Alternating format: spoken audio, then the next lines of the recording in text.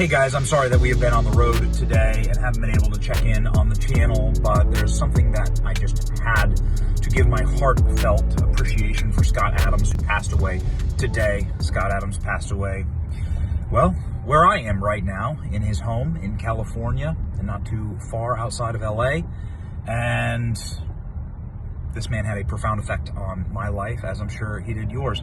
Without Scott Adams signaling that there was a populist movement that would back Donald Trump, and that there was a massive number of people who were common sense in this nation looking for something different in politics in 2016, I don't think that Trump would have beaten Hillary. Scott Adams gave the intellectual and cultural backbone to the Trump movement. And this is where I really started to lock in with Scott Adams' political opinions. Obviously, I was a fan of the Dilbert cartoon. Dilbert is one of the most successful cartoons in the history of the world.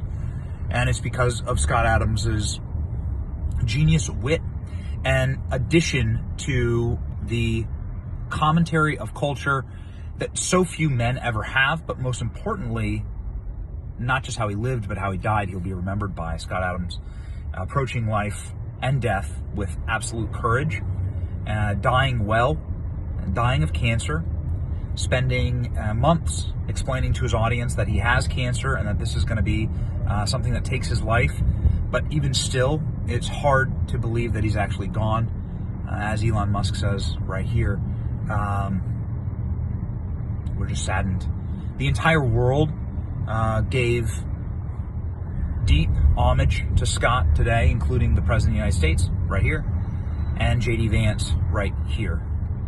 And nothing but love from his fans, from the culture and ecosystem that he created out of passion for just common sense in American politics. And that was born by his wife, who survives him and who announced his passing today in a tear-filled message, noting what had been covered pretty widely over the last couple of days, which was that Scott Adams has given his life to Christ based on the evangelizing and apologizing of some of the Christians in his life. And just a reminder that you can always have an effect on others with the way that you are living and signaling in their life that people are watching, especially people who are unbelievers. And so to those who witnessed to Scott Adams, I just want to profoundly say thank you as a Christian, and say thank you on behalf of his wife right here. This is absolutely gut-wrenching. Unfortunately, this isn't good news. Of course, he waited till just before the show started, but he's not with us right anymore. I'm going to try to get through this. He has a final message that he wanted to say, so I'm going to try to read it, trying to be strong. If you are reading this, things did not go well for me. I have a few things to say before I go. My body failed before my brain. I am of sound mind as I write this January 1st, 2026. If you wonder about any of my choices for my estate or anything else, please know I'm free of any coercion or inappropriate influence of any sort. I promise. Next, many of my Christian friends have asked me to find Jesus before I go. I'm not a believer, but I have to admit the risk-reward calculation for doing so looks so attractive to me. So here I go. I accept Jesus Christ as my Lord and Savior and look forward to spending an eternity with him. The part about me not being a believer should be quite quickly resolved if I wake up in heaven. I won't need any more convincing than that. I hope I'm still qualified for entry. We at our site, again, have multiple members of our team that have been profoundly affected by Scott Adams, and so we wanted to share this video with you, an in memoriam of Scott and some of his wisest moments. And we hope that his life affected you the way that it affected us. May God rest his soul. And as a Christian, we know that Scott Adams is with God and his Creator right now. Here we go. Bum, bum, bum, bum, bum, bum, bum. Bum, bum, bum. Bum, bum, bum, bum. Bum, bum, bum, bum, bum, bum, bum. Hey everybody, come on in. It's time for the simultaneous sip. Coffee with Scott Adams. Aren't you glad you're here? I'm glad you're here.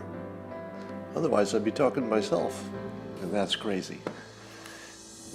If you'd like to participate in what promises to be, I think I can say this with some confidence, and all you need to participate is a cup or a mug or a glass, a tankard, chalice or stein, a canteen, jug or flask, a vessel of any kind. Fill it with your favorite liquid. I like coffee. And join me now for the unparalleled pleasure, the dopamine hit of the day. The thing that makes everything better, including the pandemic, it's called the simultaneous sip. Happens now. Go. I was right. Best one ever, right? People in the world, living people, who are masters of persuasion. They've got a linguistic gift for influencing people, and they're using actual technique. What I saw in Trump was someone who was highly trained, and that a lot of the things that the media were reporting as sort of random insults and bluster and just Trump being Trump looked to me like a lot of deep technique that I recognize from the fields of hypnosis and persuasion. So let me give you a few examples of the technique that Trump uses. There's something that I call the linguistic kill shot. And what that is a engineered set of words that essentially changes an argument or ends it so decisively. I call it a kill shot. So one of the ones that Donald Trump used was when he referred to Jeb Bush being a low energy guy. Very, very low energy. So low energy that every time you watch him, you fall asleep. Yeah, you cannot take more energy tonight. I like that. Or when he referred to Carly Fiorina as a robot. Like a robot. Ba, ba, ba, like a robot. Or Carson as nice. Ben is a nice man. He's actually a really nice guy. All of these have the same quality. They're words you haven't heard in the political realm before, so they're sort of virginal words that he can use the way he wants. They don't have a lot of baggage with them. But they also perfectly fit what you are already thinking about these people. They weren't random insults. And once you hear it, you can never get it out of your mind. That's how powerful it is. You, because you've been a Trumpologist and also seem in many instances to have supported Donald Trump, you have experienced something of a backlash, even when it comes to speaking engagements. Is that right? Yeah, so my speaking engagements dried up since I started talking about Trump. They went to zero. That's how many I have on the books right now. But people also came to Amazon and gave me 1-star reviews on my book and said it's because of Trump. And people said they were calling newspapers to get Dilbert kicked out of newspapers, and that sort of thing. And now when I go out to try to get funding for my startup, I don't know how hard that's going to be, so my timing might be bad there. But overall, it was also the most fun year I've ever had in my life, and totally worth it. And if I could be part of letting the public see their options a little more clearly, that's good.